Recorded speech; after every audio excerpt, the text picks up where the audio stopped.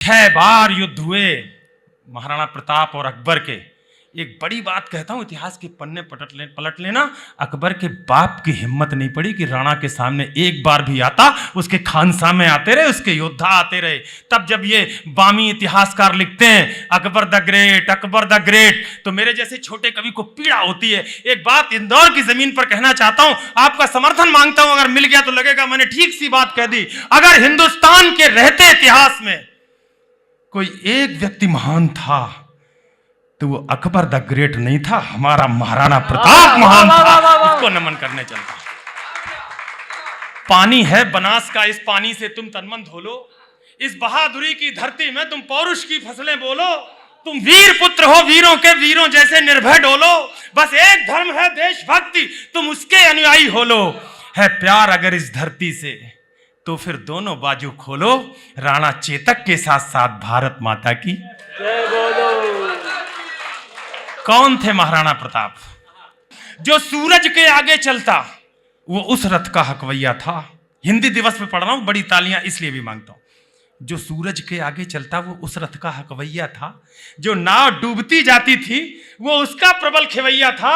उस नरनाहर ने मातृभूमि का पूरा कर्ज उतारा था। राणा प्रताप मेवाड़ गगन पर चमका एक सितारा था। ये उदय सिंह राणा का सुत कविता नहीं है साहब, कथा है। जो बचपन से सुनता आया उसको सीधा सीधा कह दिया। ये उदय सिंह राणा का सुत बचपन से ही अभिमानी था। उदय सिंह को तो जानते होगे, पन्ना धाय का नाम सुना होगा। अपने बेटे चंदन का कलेजा बलवीर की तलवार के सामने इसलिए रख दिया कि भविष्य में कोई उदय सिंह की रक्षा हो और उसके कारण कोई महाराणा प्रताप पैदा हो जो देश की आन बान शान और संस्कृति के लिए अपने प्राणों का उत्सर्ग कर सके। तब मैं ये कविता पढ़ता हूं, सुनिएगा। जो सूरज के आगे चलता वो उस रथ का हकवैया था। जो नाव डूबती जाती थी वो उसका प्रबल खिवैया था। उस नरनाहर ने मातृभूमि का पूरा कर्ज उतारा था। राणा प्रताप मेवाड़ गगन पर चमका एक सितारा था। ये उदय सिंह राणा का सुत बचपन से ही अभिमानी था। आकाशी विद्युत सा चंचलिया चक्रवात तूफानी था। ज्यों जन्म लिया अंजनी कोक से वीर व्रती हनुमंता ने, वैसे ही सिंह जना था ये श्री बाई जी जयवंता ने। नेत्रों में प्रबल प्रभंजन था, माथे पर सूर्य चमकता था। अंतस की आभा से मानो पूरा ही पिंड दमकता था। ज्यों बाल भास्कर भोर प्रहर से प्रतिक्षण बढ़ता जाता है, वैसे ही ये मेवाड़ राज्य का सूरज चढ़ता जाता है। जैसे जैसे भुजदंडों की मछलियां अकड़ती जाती थी, वैसे वैसे मेवाड़ भूमि की चिंता बढ़ती जाती थी। घर में थी फूटन और मुगल के रोज आक्रमण होते थे। और दोस्त, हमारे देश की सेनाएं कहीं कमजोर नहीं है। कोई भी युद्ध हो हमने पटक करके मारा दुश्मन देशों को, लेकिन हम कमजोर कहां पर हैं? 4 लाइनें वो भी पढ़ देना चाहता हूं। युद्ध नहीं जीते जाते हैं इन जज्बाती नारों से। ये इतिहास लिखा जाता है खून सरीख तलवारों से। अरे बाहर के दुश्मन से तो हम जंग जीत लें जब चाहें, हम तो बाजी हार रहे हैं अंदर के गद्दारों से। हम तो बाजी हार रहे हैं। घर में थी फूटन, मुगल के रोज आक्रमण होते थे चंद विभीषण जो खुद ही गद्दारी का विष ढोते थे। ये एक समय की साजिश थी, ये एक काल की साजिश थी। इस साजिश के साक्षी हो लो राणा चेतक के साथ साथ भारत माता की जय बोलो। हल्दी घाटी के युद्ध का एक दृश्य प्रस्तुत करने की कोशिश करता हूं। मैं कोई बड़ा कवि वही नहीं हूं, लेकिन अगर कविता बड़ी हो गई हो तो आपका समर्थन पूरा मांगता हूं। दृश्य देखिएगा। अगर आपके सामने हल्दी घाटी आ जाए तो ये न सोचना कि छोटा कवि है इसके लिए क्या तालियां बजाना। कविता बड़ी हो तो उस तरह समर्थन करना। मुगलों के राजा अकबर ने षड्यंत्र रचा, आघाती था, लेकिन प्रताप का तेवर भी तेजाबी था, प्रतिघाती था। अकबर ने राजा मान सिंह को सेनापति बनवाया था। रजपूती सेना के खिलाफ रजपूतों को भड़काया था। रणक्षेत्र बनी हल्दी घाटी, चतुरंग शत्रु अड़ी हुई। उसके खिलाफ थी राणा की बलिदानी सेना खड़ी हुई। इस बीच युद्ध का शंख बजा, रणढोल बजे, मृदंग बजे, घड़ियाल बजे, घन घनन घन, जो झारू युद्धक जंग बजे। बज उठी तेग तरवार बजी, मुगदर बरछी करवार बजे। बंदूकों की शहनाई संग तोपों के मुखर से तार बजे। दोधारी बाजी खन्न खन्न, छुइयां छम छम छम छाप बजी। झन झन जनाब झन झन रहा दुश्मन की गर्दन। वाह वाह वाह वाह, क्या कहूं यार, क्या सुनते हैं। वाह वाह वाह वाह, अद्भुत। क्या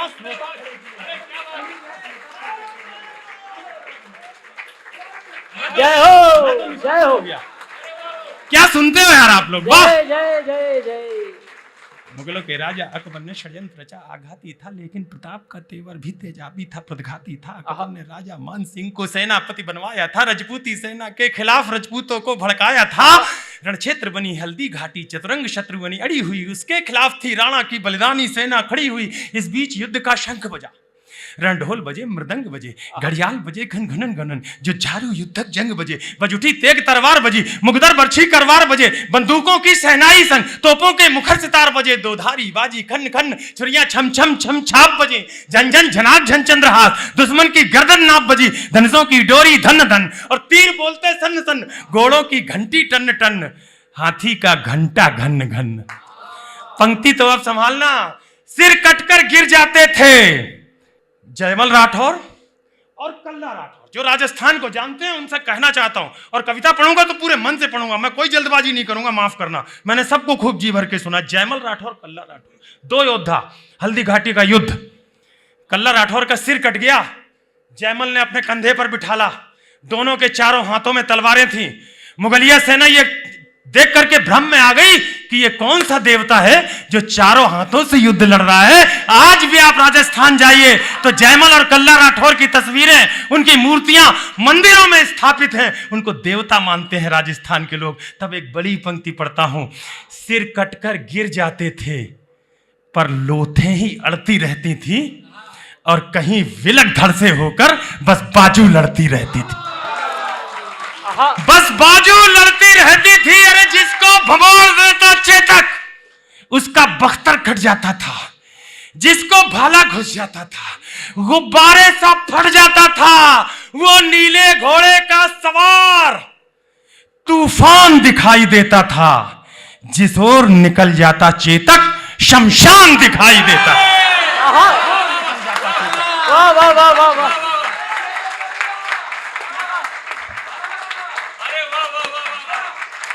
जलवा। ये सुनने वाला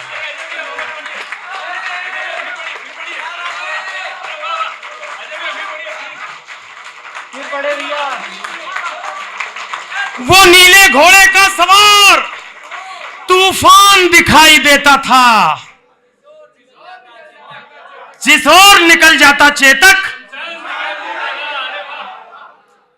मेरा मन है कि मैं एक कोशिश करूं और हल्दी घाटी से चेतक को इस हॉल में ले आऊं, और अगर आपको लगे कि कवि अपनी कोशिश में सफल रहा तो जरा उसके जो टाप है ना पैरों के, उनके साथ अपनी ताल मिलाना। वो नीले घोड़े का सवार तूफान दिखाई देता था, जिस ओर निकल जाता चेतक शमशान दिखाई देता था। टप टप टपाक टप टप टपाक टप टप टपाक टप टप टपाक टप टप टपाक टप टप टपाक टप टप टपाक टप टप टपाक पदचाप सुनाई देती थी।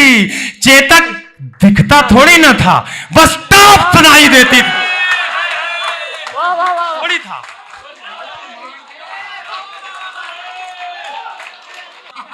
चेतक दिखता थोड़ी ना था, पदचाप बस टाप सुनाई देती थी। उस नीले घोड़े का कौतुक देखो, अपनी आंखें खोलो। राणा चेतक के साथ साथ भैरव बन गया त्रिशूल। गीत का सबसे बड़ा बंद जो मेरे नजर में है वो आपके सामने प्रस्तुत करता हूं। भैरव बन गया त्रिशूल और दोधारी चंडा बन बैठी। फिर रक्त बीज बन गए मुगल, बरछी चामुंडा बन बैठी। बैरी को तक्षक थे प्रताप, फुंकार बन गया था चेतक। थी सूखी घास मुगल सेना, अंगार बन गया था चेतक। बड़ी पंक्ति अब है, इस पर कमजोर मत पड़ जाना दोस्त, जितनी ऊर्जा हो इस पंक्ति पर देना। सुल्तान खां 7.5 फुट लंबा योद्धा, अकबर की सेना का दुर्धर्ष महायोद्धा। हिंदुआ या सनातन बच्चों को देखता था 2 महीने 4 महीने 6 महीने 1 साल के, तो दोनों हाथों से उसका सिर दबा करके चकनाचूर कर देता था। इतना पापी, इतना आक्रामक, इतना क्रूर, सही शब्द इस्तेमाल किया। अकबर को यह घमंड था कि इससे तो कोई जीत ही नहीं सकता। राणा के सामने पड़ गया हल्दी घाटी के युद्ध में। संभाल लेना यार, जो बातें मैं बता रहा हूं उनको बड़ा लेके जाना साथ। अकबर के राणा प्रताप के सामने पड़ गया, 6 मिनट तक खिलाया राणा प्रताप ने जैसे बिल्ली चूहे को खिलाती है। 7वें मिनट में अपने घोड़े से छलांग लगाई, अपने तलवार का ऐसा वार किया, इतिहासकार लिखते हैं कि एक ही वार में सिर त्राण कटा, सिर कटा, मुंह कटा, धड़ कटा, घोड़े के 2 टुकड़े हुए, एक इधर गिरा, एक इधर गिरा। उस महाराणा प्रताप की कविता सुनाने जाता हूं, तब आपकी तालियां मांगता हूं।